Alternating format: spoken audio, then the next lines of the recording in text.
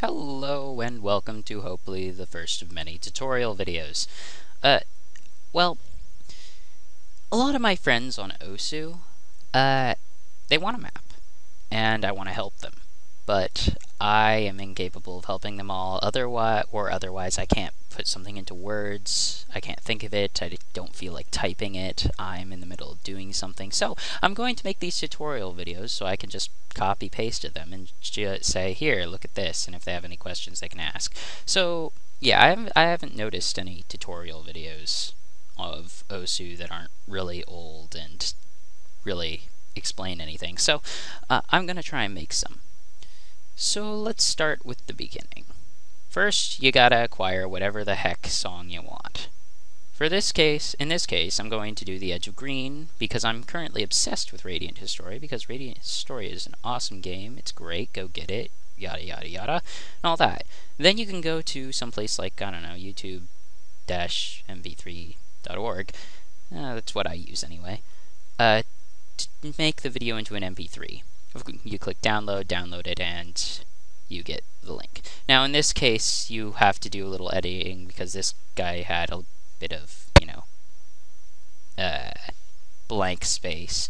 So, yeah, after you've trimmed the audio down to whatever it is you want it to be, and gotten it to, basically whatever, you want to map. You want to trim it down to whatever you're mapping. That way it takes up the least space on the OSU file as possible, because there's a 20 megabyte limit. And then you drag and drop it and you get this screen. Now I've already input all the information. The artist, of course, is the person who composed the song.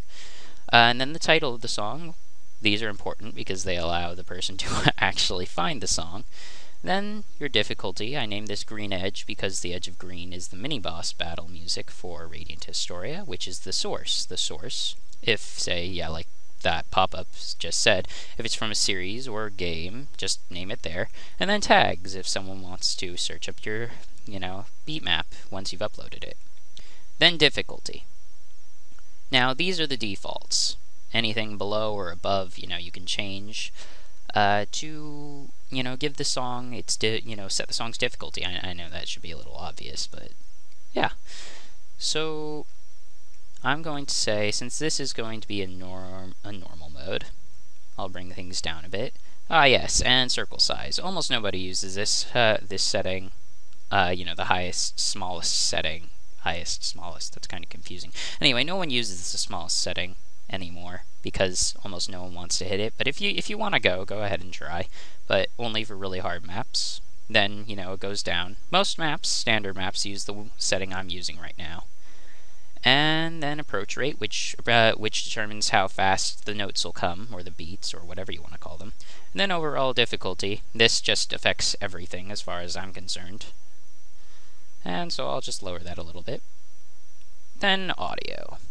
Now, you can determine whether it starts as soft or normal, and enable custom overrides, which means that you can put in your own sounds for the beats. Like, say, I could have a tambourine for the first, for the normal hits or whatever. I think this one will start on normal. And this will just, tell you what all of these sound like. Now, music track lead-in. Now, if you have a song like this one, where there's a little, almost no blank space, you want to give the person some time to prepare. And so that's what music track lead-in is. Colors, colors, colors. These just determine what color the beats are in your beat map, so I'm going to go with a little bit of darker red, a darker blue, and let's see, I was going to go with gray, and then there's a green. There. These are the colors I use to represent Radiant Historia. Then storyboarding. Alright, so this is enable countdown. At the beginning of a lot of beat maps, some people put the countdown. I don't like it, but that's all up to style. Usually I just ignore it, so I'll just check that off. I should really look at these. Oh yes, so this is if your beat map likes to flash a lot. Yeah, you want to warn them so that they don't, go die or something. That would be bad. So, and then there's display storyboarding in front of combo fire. So if people use a combo fire, you know, if they get like a beat, hit 100 beats or so in a row, or 50 beats in a row, combo fire. If you've played for a while, you'll notice that, unless you've checked it off like I have. That pops up and gets in the way of things. So yeah, this would display your storyboard, which I'll get to, in front of the combo fire. And then letterbox during breaks. Yeah, let's skip that.